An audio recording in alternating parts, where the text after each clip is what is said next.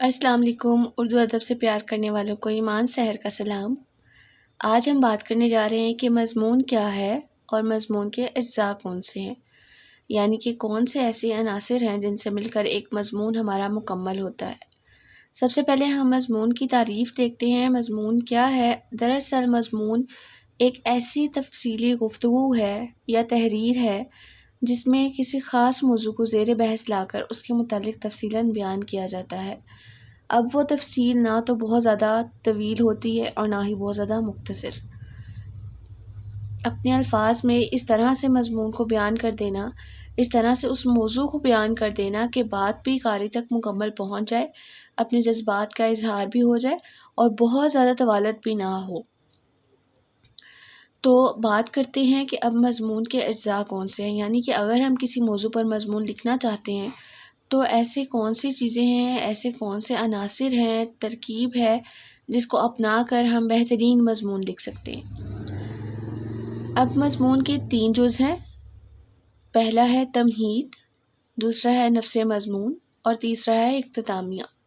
تمہید کیا ہے؟ تمہید کا مطلب ہوتا ہے کہ کسی بھی چیز کو، کسی بھی تحریر کو، یہ تو ادب کے حوالے سے بات ہو رہی ہے تو ہم تحریر کی بات کر رہے ہیں یا تقریر کی بات کر رہے ہیں، لیکن عام طور پہ بھی گھروں میں اگر کوئی ایسا کام کیا جاتا ہے یا کسی کو کوئی بات بتائی جاتی ہے، کوئی سنجیدہ بات ہو، علمی بات ہو، ادبی گفتگو ہو یا کچھ بھی ہو، اس سے پہلے تمہید باندھی جاتی ہے۔ تمہید دراصل یہ ہوتا ہے کہ اگر آپ کسی خاص موضوع پر بات کرنے جا رہے ہیں تو اس سے پہلے اس موضوع کے متعلق مختصر سا تعارف دینا یا پھر جس کو ہائی لائٹس کہتے ہیں وہ پیش کر دینا کہ قاری کو یہ سمجھ آ جائے کہ آگے کون سا موضوع بیان ہونے والا ہے، اور یہ بھی ہو کہ قاری میں تجسس پایا جائے، وہ یہ سمجھے اور یہ جان لے کہ ہاں میں آگے والا مضمون، نفس مضمون پڑھوں گا، یا پھر وہ اس قدر متجسس ہو جائے کہ خود بخود وہ اگلے پیراگراف پہ منتقل ہو جائے اور دلچسپی برقرار رہے۔ تو یہ ہوتا ہے تمہید۔ تمہید یعنی کہ موضوع سے پہلے، سب سے پہلے اسی موضوع کے متعلق چند ایسے زوردار جملے لکھنا کہ جن سے پڑھنے والوں کے ذہن اصل موضوع کی طرف متوجہ ہو جائیں اور اچھے طریقے سے دل لگا کر وہ آگے والا حصہ پڑھ سکیں۔ نفس مضمون کیا ہے؟ نفس مضمون دراصل درمیانی حصہ ہے اور یہی حقیقی مضمون بھی ہے۔ نفس مضمون ہی دراصل حقیقی مضمون ہے۔ اسی میں موضوع کے متعلق تفصیلی گفتگو کی جاتی ہے۔ اگر موضوع کوئی ایسا ہے جس میں اقسام بھی ہیں، جس کے اجزاء بھی ہیں، ان کو تفصیلی بیان کیا جاتا ہے، اور اگر ایسا نہیں ہے، گھریلو موضوع ہے تو اس کے فوائد و نقصانات، ٹیکنالوجی ہے تو اس کے فوائد و نقصانات، اس طرح سے اس موضوع کے متعلق تفصیلاً بیان کر دیا جاتا ہے۔ اور اگر موضوع کوئی ایسا ہے کہ علمی شخصیت ہے، ادبی شخصیت ہے، تاریخی شخصیت ہے، تو پھر اس کی تاریخ وفات، پیدائش اور پھر اس کے متعلق اس کی حالات و واقعات، زندگی میں جو کچھ ہوا وہ سب کچھ بیان کیا جاتا ہے اور ان کے کارنامے بیان کیے جاتے ہیں جن کی وجہ سے وہ شخصیت ہمارے لیے مشہور ہے۔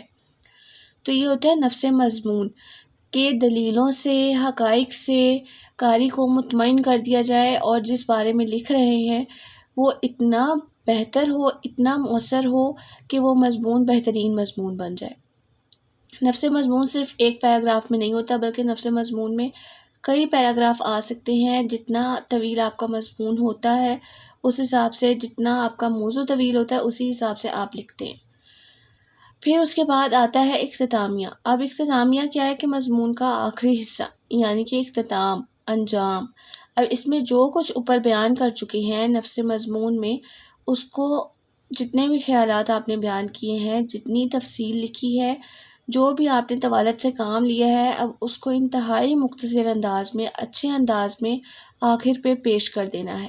اس طرح سے پیش کر دینا ہے کہ پڑھنے والا متاثر ہو جائے اور آسانی کے ساتھ مضمون پر اپنی رائے قائم کر سکے یا اس سے کچھ نتیجہ اخذ کر سکے۔ اختتامیہ کو ہم یہ بھی کہہ سکتے ہیں کہ آپ نے جو کچھ اوپر بیان کیا اس میں سے ایک نتیجہ نکال دینا ہے کہ ہاں اس موضوع کا یہ مقصد ہے، یہ مطلب ہے، یا اس سے ہم یہ کام لے سکتے ہیں، اور اگر اس کو ہم اپنی زندگی میں اس طور پر اپنائیں تو فائدہ ہو سکتا ہے، یا پھر نہ اپنانے سے نقصان ہو سکتا ہے۔ جو بھی آپ کا مضمون ہے اس کے متعلق آپ نے بالکل تھوڑا سا، اور جس کو نتیجہ کہہ سکتے ہیں، جیسے ہم کوئی کہانی لکھتے ہیں تو آخر پہ ہم مورل لکھتے ہیں، مورل، یا پھر انگلش میں کوئی ایسے لکھتے ہیں تو پھر اس کو ہم آخری حصہ ہوتا ہے اس کو ہم بولتے ہیں کنکلوژن یا سمری۔